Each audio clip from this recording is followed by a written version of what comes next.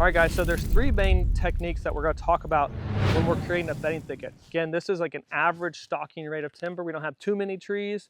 We don't have any that are massive, and we're not going to make a timber harvest out of this. There's some quality trees in here, and some of them we just girdled. But the three main techniques in a timber stand like this to create a bedding thicket is girdle and spray, hinge cut, and direct fell. And specifically, your largest diameter trees are going to be girdle and sprayed, like this tree right here. This is a 12-inch diameter white oak. Yes, I said white oak. We killed a lot of white oaks today to make habitat better. Let that sink in. You can beat me up in the comments for that one. But I promise you, in the years to come, and specifically this season, we're going to see immense value from doing this work. We have 120 other acres of red and white oak timber. This here and many of the other trees in here are girdled, killed, dropped, and hinged. But right here, some of the larger diameter trees, we're going to choose to girdle and spray them so they don't clog up and clutter the understory. We need to open up the canopy up top, but we need to fill in the understory with debris. So we have to find that perfect balance of getting sunlight in, but not clogging up the understory. So we have deer move through, but there's still enough structure in here that they feel comfortable to bed in it and around the structure that we place. So we choose to, on the larger diameter trees, girdle and spray. Now, some of the smaller diameter trees, like this smaller white oak right here, this is a 5-inch tree right here. We chose to hinge cut this. We could easily and safely directionally fell this thing, put it on the ground, but have some different height structures. It's going to grow back out of here and probably across the spine of this. But in the years to come, this is still going to be alive, and it's performed really well on a perfect size tree. So the smaller diameter trees, we typically come in and do a hinge cut. Great example there. Kind of your medium diameter trees, like this white oak over here.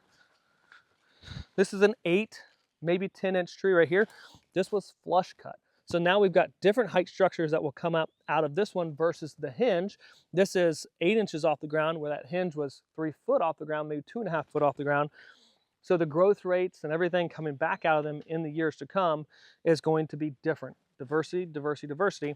And this thing is laying pretty flat against the ground, whereas the hinge is upright and angled. So we have different diversity in the structure that's across here, but at the same time frame, you're seeing that I'm not having trouble walking through and navigating through this. But when you do get down on a deer's level and you begin to look back through here at a deer's height where his eyeballs are, or her eyeballs are, there's plenty of structure on the ground. We have mobility, but we have the structure that they can lay up and against. And the really cool thing is, when you cut in the summer time frame, these leaves just brown and they stay on the canopies themselves. So this fall, when all the other leaves have fallen and the understory loses its leaves, all these tops are going to be brown still and holding those leaves.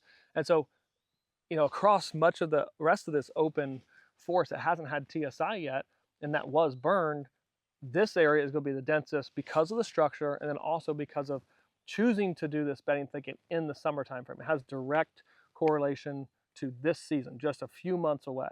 So that's what I'm really excited for. But we can see as we get down on deer's level how much more structure is here versus the rest of the forest itself. So easily deer are going to, you know, congregate in here during the fall, but also use that food plot, and then bucks will use these areas not just to bed in as does will too, but they'll use this to come and scent check and get downwind of these particular units.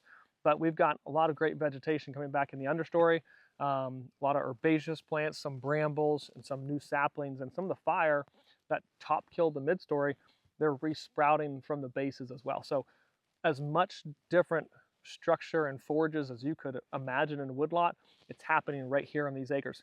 Yes, we burned a few months ago, but even if we hadn't burned, this is 2 hours worth of work, and pretty decisive, you know, okay, I'm going to do this with that tree, and this tree. If you sit and think about it too long, you're probably overthinking it. The big thing is, open the canopy. We're shooting for 80 to 100% sunlight. So we're treating majority of all these trees in here with one of those techniques that we mentioned earlier: girdle spray, direct felling, or hinge cutting. And hopefully it looks like this as you finish your project But this is not too late, perfect timing, in my opinion. It's warm, but oh well, I know the value that this is going to provide in the years to come. All right, guys, here's some of that herbaceous vegetation that's coming up. This is American burnweed. You've got some cherry sprouts that are coming up, a little bit of raspberry right there, greenbrier. Here's a mid-story oak that got top killed with the fire. I chose to come back and hinge it. But look at the explosion here of stump sprouts coming out of the root system here. This is the different height structures that we're talking about. We still manipulated the top of it. A few limbs were greening up, but this is great structure for the years to come. But as we move back in here too, more blackberry coming up, a few grasses already popping in here with the amount of sun, but we get into a pocket that had a little bit more denser structure, that was all be able to put down, but flush cuts in the back, hinge cutting, girdling on all the trees in here. If it's standing, the best chances is it is either dead already, or it's in the process of dying because we girdled and sprayed it. But I bet you in this 3/4 acre, there's 5 trees that were left untreated and just left as is. Maybe they're great white oaks or a good tree, but we got 80 to 100% sunlight coming back in this unit throughout a given day. All right, guys, now we're kind of in the center of this unit. We got quite a few more hinge cuts back behind us. As you can see, we just had more trees at that right diameter, or DBH, that were perfect candidates to be able to hinge cut in here safely and directionally put them where we needed to. But as you can see, we've got them going in different directions. And the only method to that, or madness to that, if you will, is just because we want to fill the open spaces within this unit and not have just everything stacked on top of one another. Spread the wealth of that structure throughout the unit, but we can walk through any of this no problem. It might look like from the camera that it looks super dense, but it's not. You have maximum mobility throughout the entire thing, in the different height structures.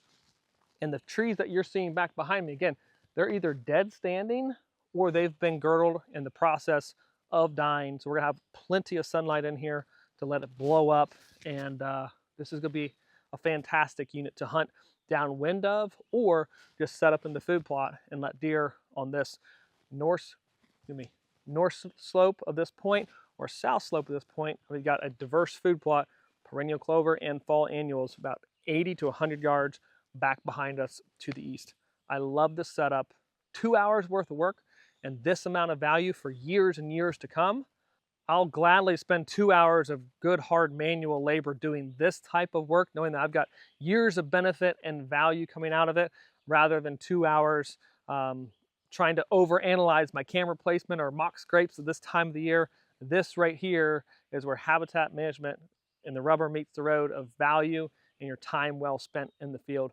Go replicate this on your property, and you'll see in the years to come, as this develops, continues to thicken up, that this is a safe, secure place for deer to bed and a place for you to pattern deer. You can bet there'll be camera leading from this bedding thicket down the logging road out to the food plot on a scrape this fall, and we'll have all sorts of bucks checking that on a daily basis, as we know this is going to be a place close to food that does congregate and bed in.